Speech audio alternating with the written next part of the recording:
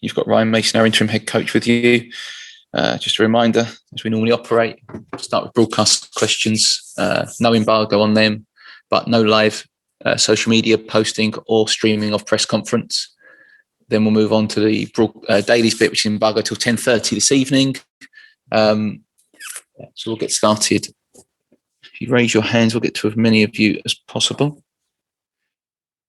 David from Sky, where are you? Have you got your hand up?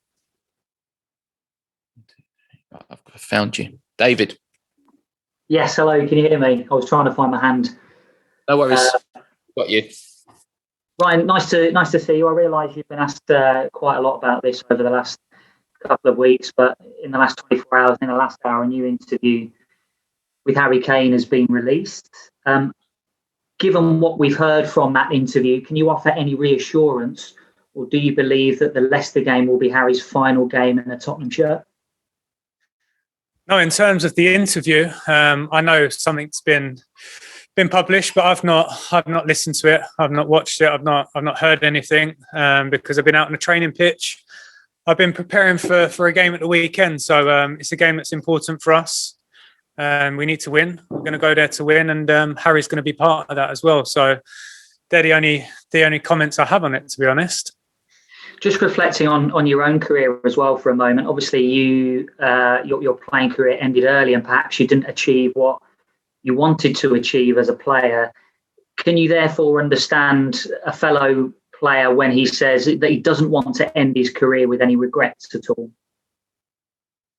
No, of course. No player wants to end their career with regrets. I don't think any human being likes having regrets either. So it's normal. It's normal. I think if you speak to any player in the world, they'll probably say the same. So like I've said before, my attention, and I know every player's attention, is on the weekend. And then the summer is the summer. Next season's next season. But at the moment, the only conversations that I've had or that we'll be having will be about the game at the weekend with not only Harry, but also every other player in the squad as well. If he manages to score maybe one or two over the weekend, it might add a few more million perhaps onto a price tag. He mentioned in this interview about £100 million, and that might be his peak value. He says that perhaps that won't get any higher over the next couple of years. But from your point of view and from what you've seen of Harry, do you think that his stock can rise still further? I think, first of all, I hope Harry scores a couple at the weekend, because I think his performances this season have warranted the Golden Boot. I think he's the best player in the Premier League. He's got the most assists, and hopefully from an individual point of view, he gets a Golden Boot as well. And in doing that, he helps Tottenham Hotspur get 3 points at the weekend. That's the most important thing. I can't speak on transfer value and people's stock and all that, because in football, things change so quickly. So at the moment, Harry's a Tottenham player, and he's going to be involved at the weekend. And like I said, hopefully he can win the Golden Boot. Okay, David, can we move it on, please? Thank you. Sure, no problem. Looking ahead then to the weekend, have you seen any extra motivation? I mean, with the background of Harry's situation, but also your situation as well. It's the last game that you'll be in charge of. Have you noticed any extra motivation after the Villa game? No extra motivation. Wednesday night was disappointing. It was massively disappointing for us to lose, and then also the manner in which we lost as well. I think it makes it very difficult to take. We have to bounce back. We've been in positions where you have to try and get over results as quickly as possible. And in football, the good thing is we've got a game in 2 days, which is still fresh in our minds the other night. So we want to win for our own sake as well. And then also when you're representing Tottenham Hotspur, you want to win. We know it's a big game. They've got something riding on it. We have as well. So we know the importance of the game. So in terms of extra motivation, no. The motivation is to win a game of football, and that is always the case. How will you look back on your time in charge? I mean, it's been a mixture of results, but then also you've had lots of difficult questions from us lot, Super League, Harry Kane, all this stuff. You know, if you go into an interview to be a head coach somewhere else, you can probably tick off how to handle the media. You've had some difficult situations to deal with, but how will you look back on your time in charge on the pitch, but also off the pitch as well? I think that question I'll probably answer in the summer or a bit further down the line when I do actually reflect, because at the moment my mind hasn't really thought of that. All the stuff you spoke about, it comes with being in this role. I respect you guys have got a job to do. I understand it. I've been involved in the media as well, so I know what it's like. It's not a problem. It's normal. It's normal. The most important thing when you're in this role is that you take care of business on the football pitch. We've had a short time to try and change some stuff quite a lot. We feel like we have, but unfortunately, in key moments in a couple of the games, have gone against us, and ultimately you're judged on results. And Wednesday night was very disappointing. Not for me, because I don't have an ego. I'm not doing this for myself. I'm doing it for Tottenham Hotspur, and it was a disappointing evening for everyone associated with the club. And the most important thing now is we try and bounce back at the weekend. In terms of me and my career and stuff, yes, there's stuff I've learned. Of course, I'd be crazy and silly not to take some things, but in terms of reflection, I think it's something not to think about right now. And for the weekend game, obviously there's still stuff on the line for Tottenham Hotspur, European qualification. Obviously, you would prefer to perhaps qualify for the Europa League, but would it be satisfactory if Tottenham were to qualify for the Conference League? I think we want to win. We want to win, and then we'll see where we end up. The first priority is to win. Unfortunately, the other night damaged us a little bit in terms of it's not in our control now, certain things. So we're disappointed with that. But now we have to bounce back and firstly take care of the weekends and the weekend's result. And like I say, if we win, then we'll see where we end up next season. And just a final one from me on something slightly different. We've seen the Met Police investigation into online hate. They've made a couple of arrests. Now, obviously, we can't talk about the specifics of the case, but obviously Tottenham players have been the target of online hate this season. Do you welcome authorities taking steps to try and stop this? Absolutely. Absolutely. I don't think it's just been Tottenham players either. I think it's a lot of people, not just footballers, people in society as well. So I'm happy that something's been taken into consideration. There's some accountability for certain actions, and hopefully going forward, these things can get a lot stricter. Thank you, David. Ian Abrahams. Hi, Ryan. How you doing? Yeah, I'm all right, thanks. Last game as manager of Spurs. Would you claim it was a success? Sorry, Ian, can you repeat that, please? Your last game as manager of Spurs coming up. Would you claim your period in time has been a success? Listen, we've still got another game at the weekend to judge that. I really believe we've made some changes that will help us go forward. I really believe that. In terms of a success, we'll see. We'll see what the weekend brings up. I think the most important people to answer that question are probably the board, the fans, the feeling, the players. Of course, so I have my opinions on what we've done as a coaching team, as coaching staff, and I believe we've changed some stuff and helped the group as well. So, like I go back to the most important thing in this role, or when you're coaching a team, is the results. And the other night was a dent. It was tough to take. It was disappointing, but we need to bounce back and get a good feeling at the weekend come Sunday evening. There's a lot of negativity around a lot of football clubs right now, including Tottenham, who were top at one stage and may now only finish as high as seventh.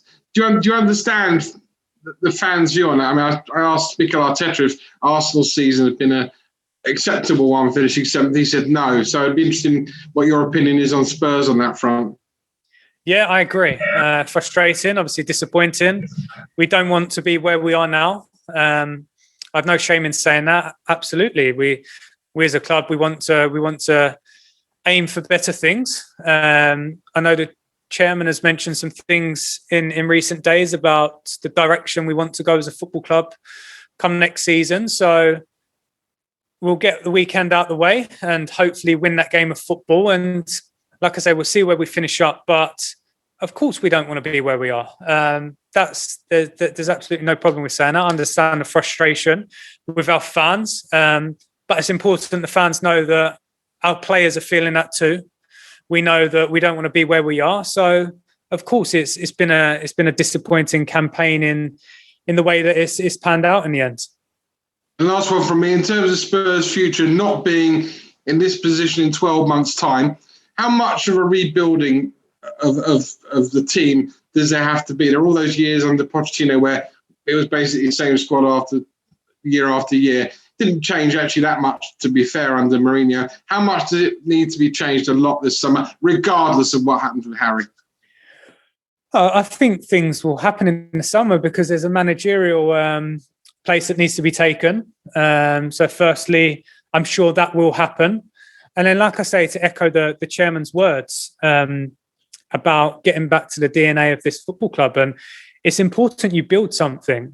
All successful clubs recently, and as years gone by, have had time to build something. They've wanted to go in a certain direction and work a certain way. And yeah, I agree with the chairman. I think we do need to build something, definitely, and hopefully we will. These things can take time sometimes. Sometimes they can be quick. You look at a team like Liverpool, for example. I think they've finished 8th twice in the last decade.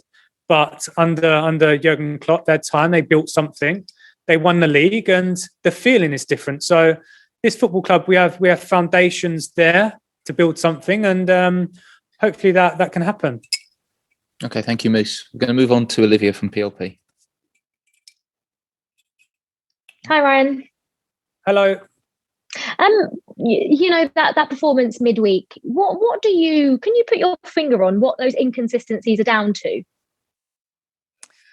No, I can't really. I mean, these moments in games where I think if we break down the game the other day, the first 20 minutes, I think we had the best part of 70% possession. They didn't have a shot on our target.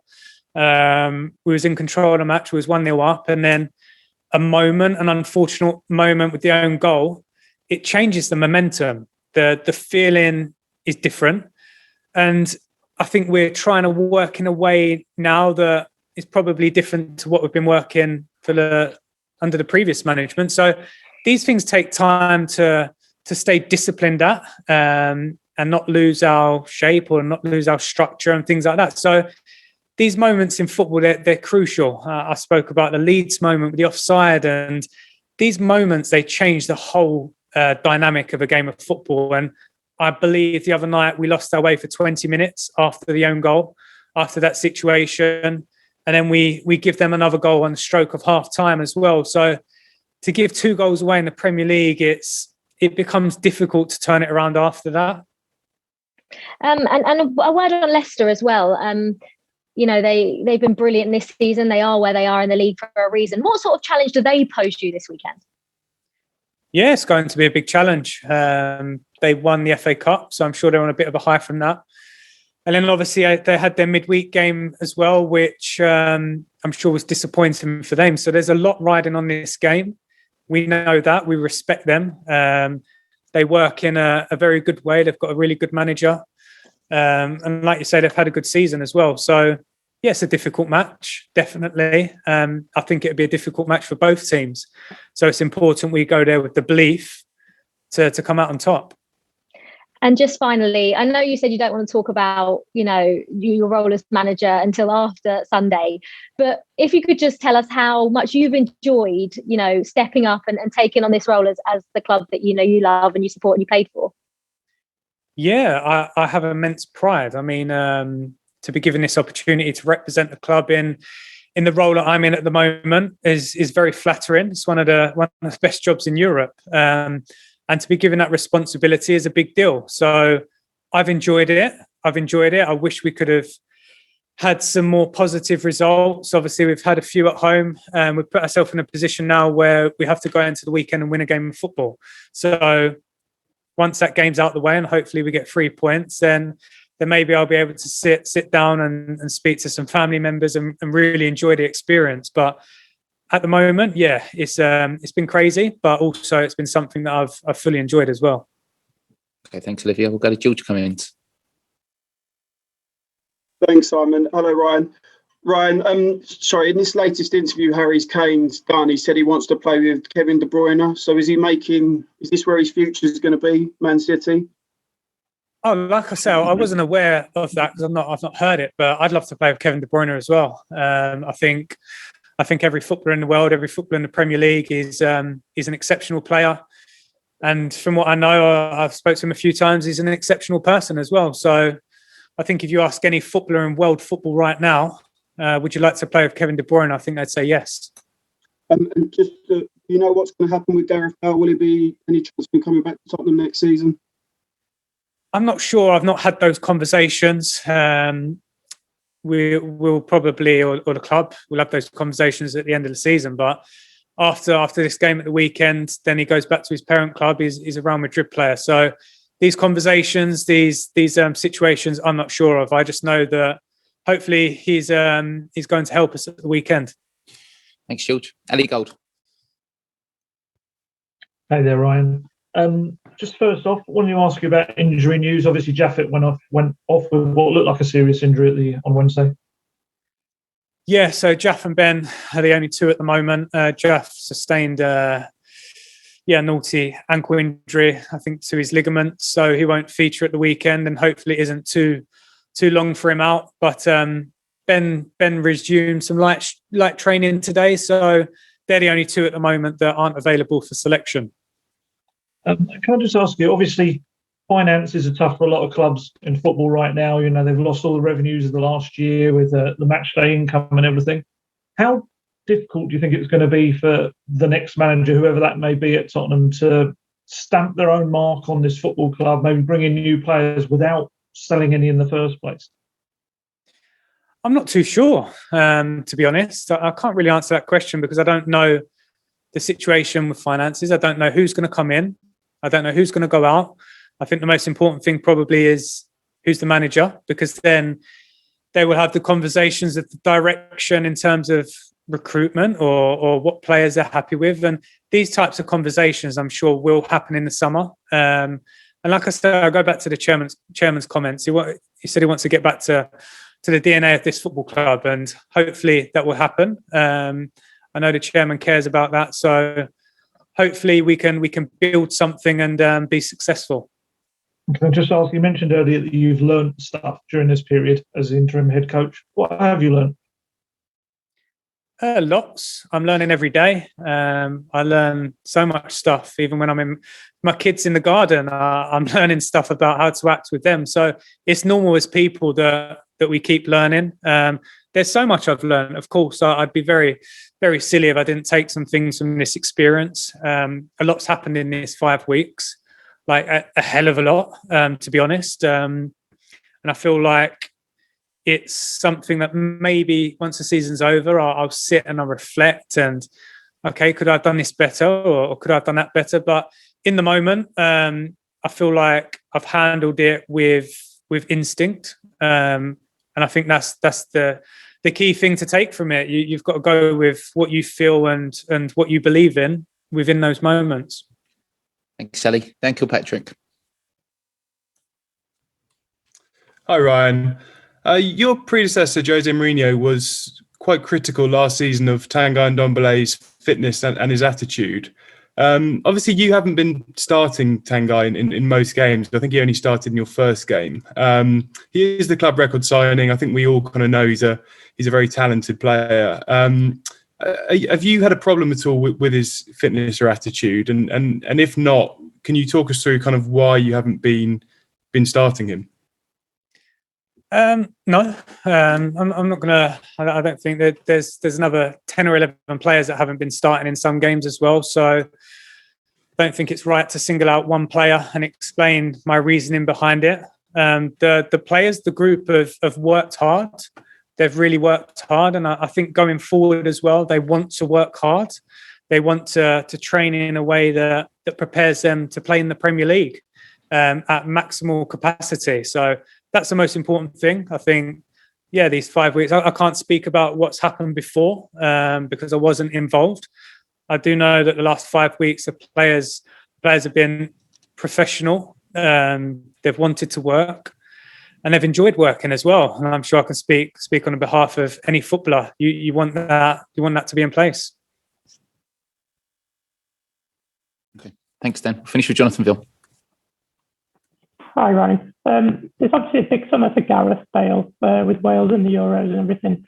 I think a few fans have thought perhaps that he's got one eye on that and he's not been fully committed to the team. Have you seen that at all? And in your mind, is he in contention to start on Sunday? No, I completely disagree with that. Personally, Gareth's, listen, I can only speak of my experience in this last 5 weeks with Gareth. He scored 4 goals for this football club in that time. It's been excellent. Last weekend, I think, was the most minutes he's played in the Premier League all season, pushing close to 90 minutes. I think if you were to look at Gareth in that moment, he looked fit, he looked strong. He was brave. He added a different dimension for us, and he has severe quality as well. But that spike in terms of the minutes played, he felt his quad. In terms of him thinking about the summer, I don't believe so, because he was out there the other night. He was playing through some pain, playing through a problem he had for me, for himself, and for the football club. So in terms of Gareth's commitment, Gareth's quality, I think his commitment's been fully there in this moment that I've been here. And in terms of his quality is never going to leave him. I think you see that every time he's on the football pitch. Cool. And after Sunday's game, are you planning on having a debrief with the chairman? And will you feed back to him what you perhaps think the squad needs in the summer and which players you might think should leave? No.